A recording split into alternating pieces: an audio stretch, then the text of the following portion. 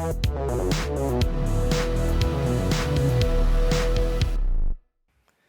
I'm John Nunn, and in this video I'm going to revisit one of our old but ever popular books, Chess Tactics for Kids. Now this book's 20 years old and has been selling well ever since. I'd just like to talk a bit about it and try to explain why I think the book has been so successful, and to show you a few interesting positions from the book. Well, the meat of the book is the 50 tricky tactics.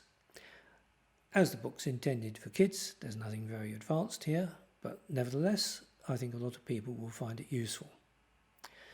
So let's dive straight in and take a look at the first tricky tactic I've chosen, which involves a rook sacrifice followed by a knight fork. If we take a look at the position, it's white to play, and the basic structure of the idea is a deflection using the rook and followed by a knight fork.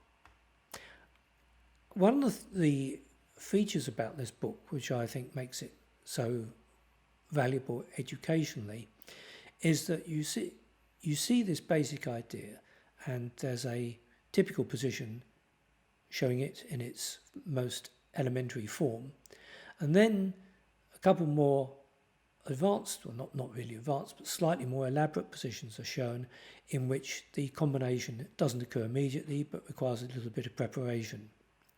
Because it's not really enough to see these combinations when they're right in front of you.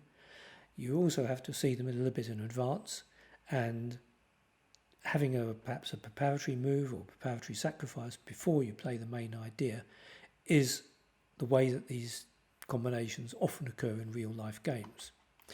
So if we look at the text, it first of all shows you the typical pattern for the rook takes c8 and knight takes e7 check decoy. We have this position which I've just shown you, and we have the explanation that white wins with the knight fork. And now we see a slightly different version of it, where the rook move isn't a capture. In this case, white sacrifices rook on an empty square. And often these empty square sacrifices are a bit more difficult to see than sacrifices that involve a capture.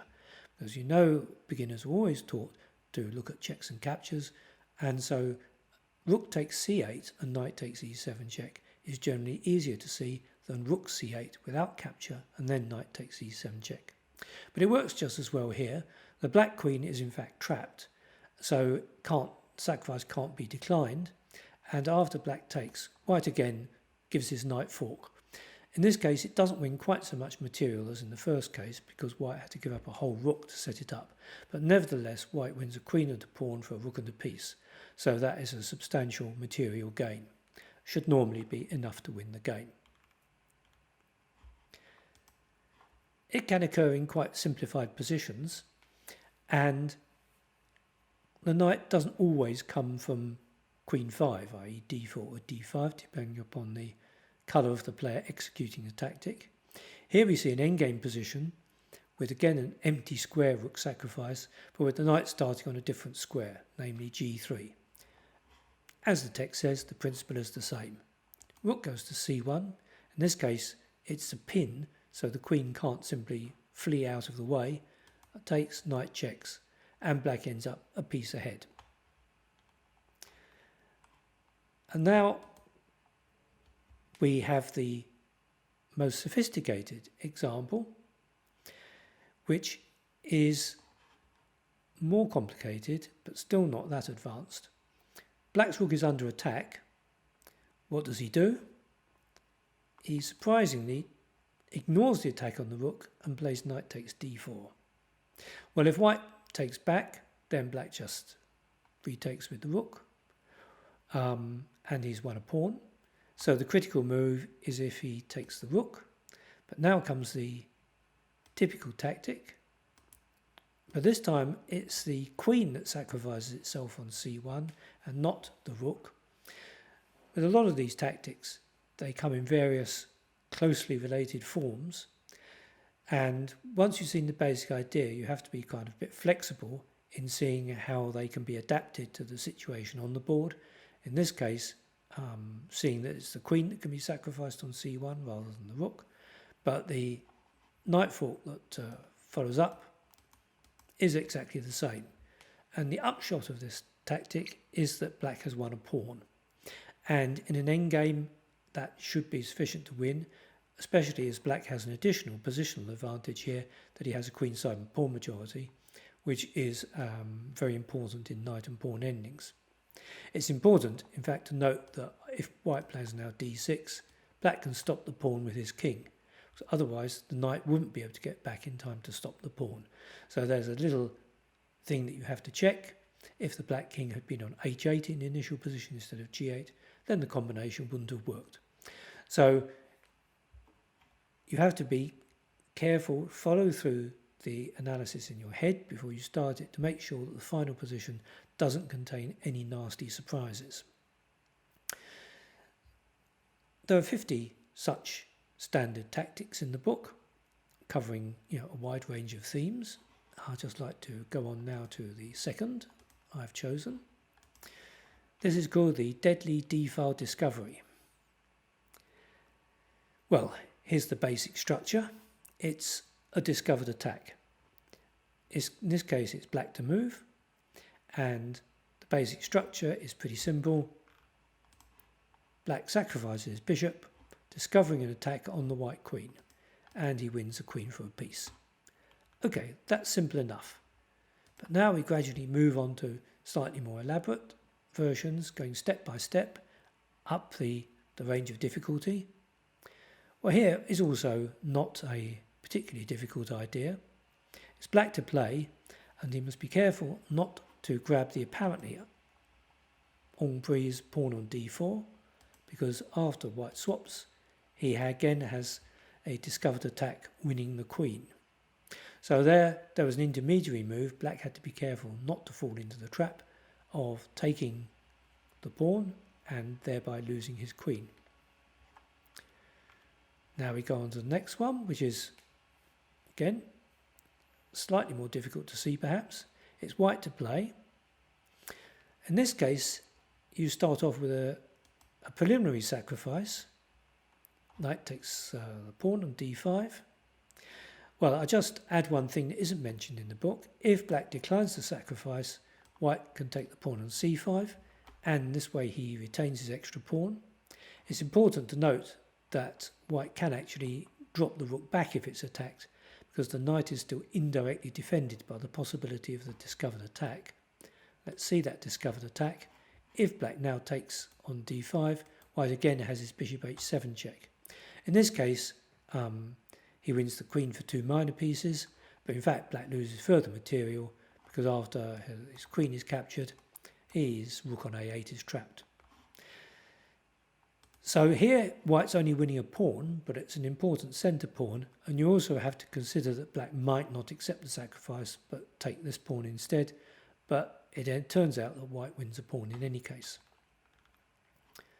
And now the most elaborate of the positions in this section is black to play. In this case, the white queen is defended, so you might think that the combination is not going to work. But in fact, black can win a pawn by playing the combination. He sacrifices his bishop, and then he swaps queens, and the upshot is that the knight on c4 is now undefended, and black takes it and has won a pawn.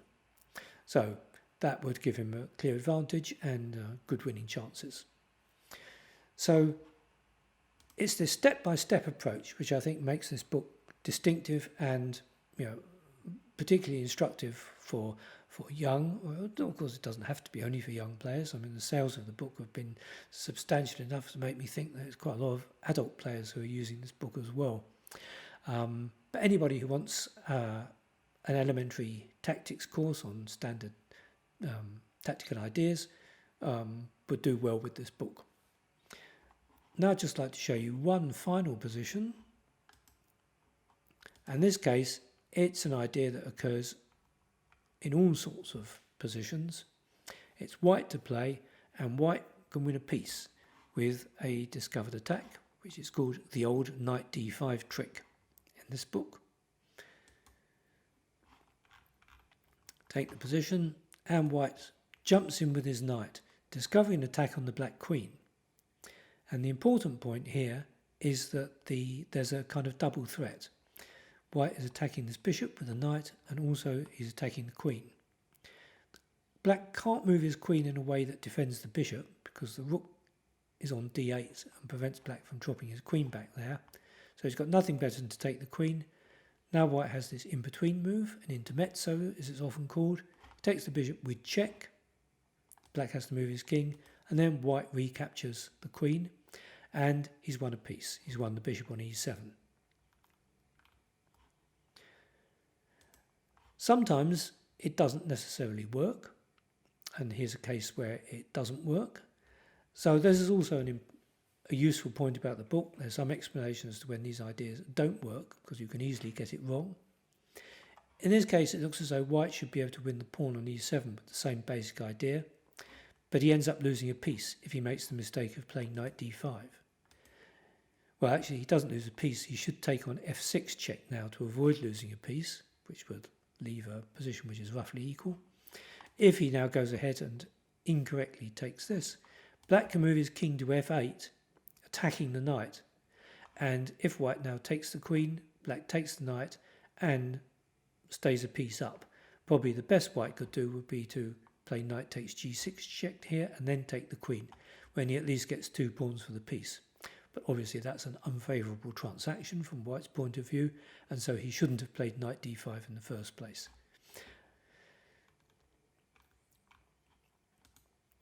And here we have a slightly different version of the idea. Once again, the key features are an undefended white queen on a4, or of course black queen on a5. Note that the side playing the combination normally has to have the queen defended. In fact, in this case it would probably be an exception, but normally it's necessary to have the queen defended so that it can be recaptured after the in-between move. And it helps if there's no way for the queen to move so as to defend the attacked pawn or bishop or whatever it is. But in this case, the combination is completely clear-cut. The knight jumps to the usual square, and it's not so much the emprise pawn, it's the fact that when black takes the pawn, he's actually mating white that makes this particular version of the combination so lethal. Well, white faces now a huge loss of material. If he deals with the mate threat, for example, by taking the knight, he just loses the queen. And of course, if he takes the queen, then it's mate. Well, here's a final example. Here, it's a little bit more elaborate. Combination again works in this position, but there's an additional variation you have to consider. White starts off with his usual knight d5. The queen is defended, black's queen is not defended, so all the preconditions for this move exist in the position. If black takes the queen, then he loses a piece, much as in the first example. But here he has the option of dropping the queen back to d8 and defending the attacked bishop.